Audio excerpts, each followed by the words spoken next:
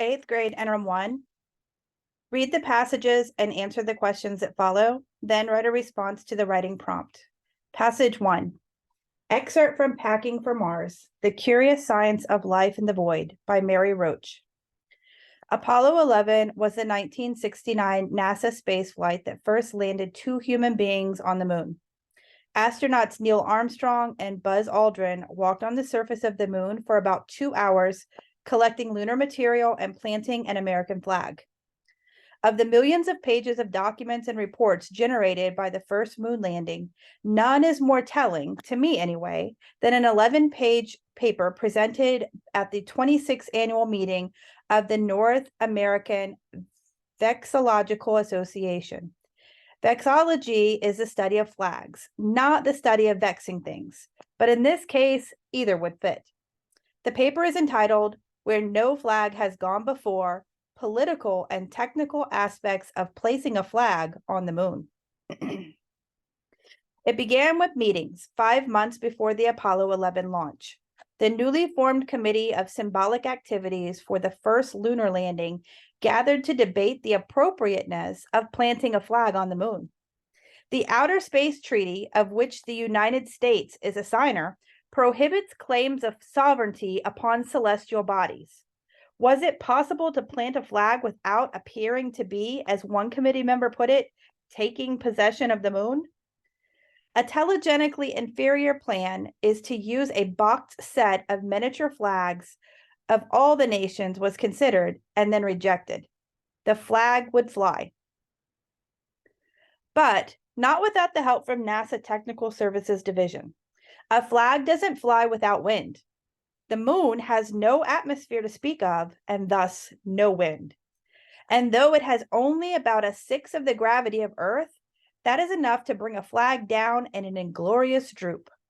So a crossbar was hinged to the pole and a hem sewn along the top of the flag.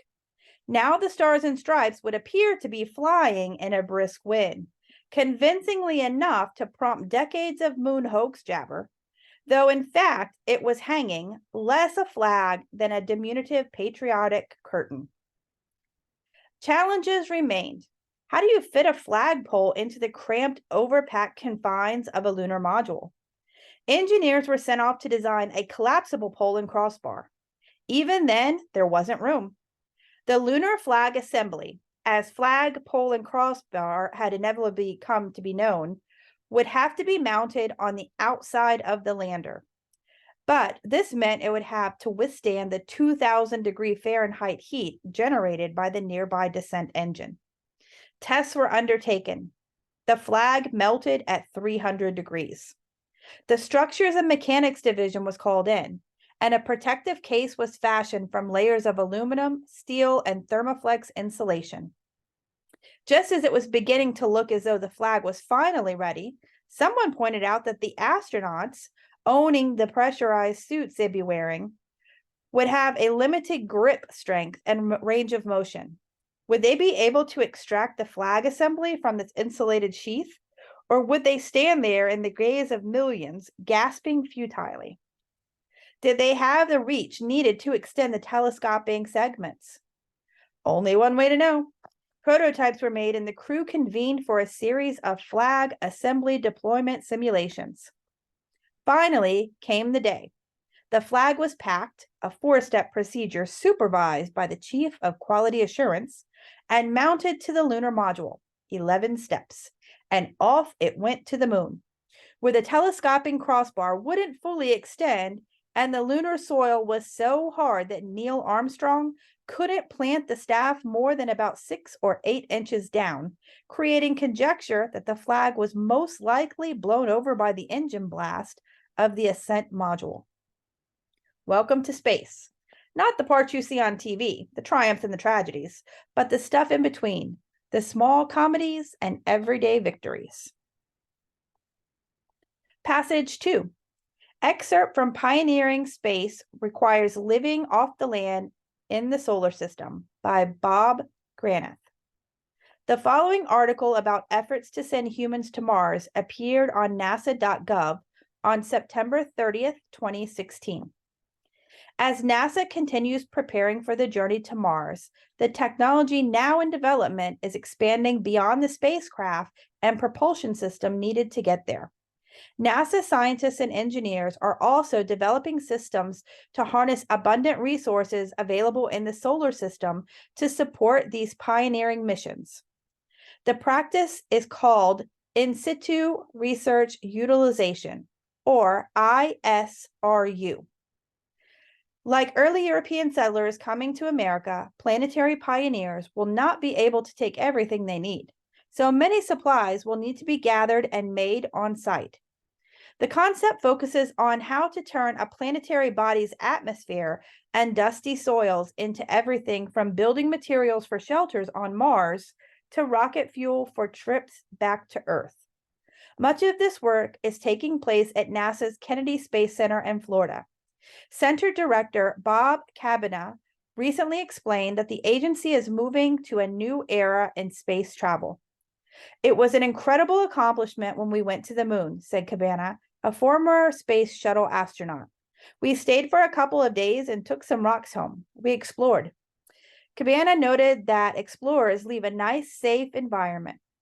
They go off to an extreme environment for a short period of time, gather information, and return. "But now we want to be pioneers," he said. "As pioneers, we will create a sustained human presence in an ever more extreme environment."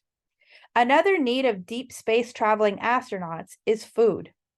Dr. Gioa Massa, a Kennedy project scientist in the Space Center's Exploration Research and Technology Programs Directorate, researches food production in space. "Food is something we all depend on, and it's not going to be easy to get food out of regolith," she said.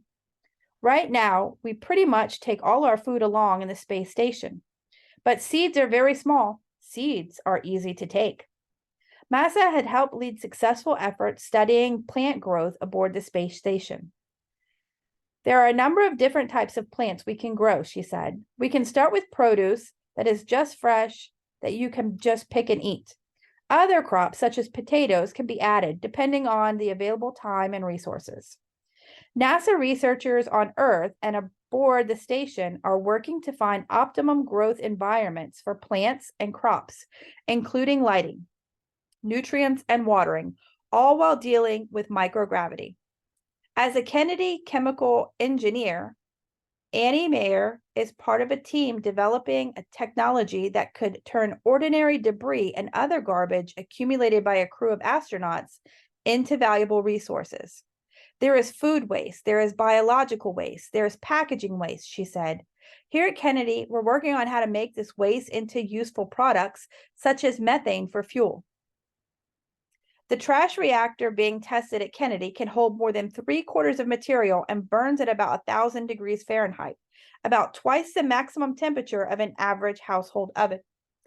The end result is useful elements. Experiments have shown that 10 pounds of trash could be converted into 7 pounds of rocket fuel. Other valuable byproducts of the trash reactor include oxygen and water. "It costs a great deal to launch a ton of payload beyond Earth orbit," Mayer said. "So why not reuse it? The resulting savings are significant. Making about 2 pounds of fuel on Mars saves about 500 pounds launching it from Earth to get it to the red planet." The greatest challenge for missions of a year or more is becoming Earth independent.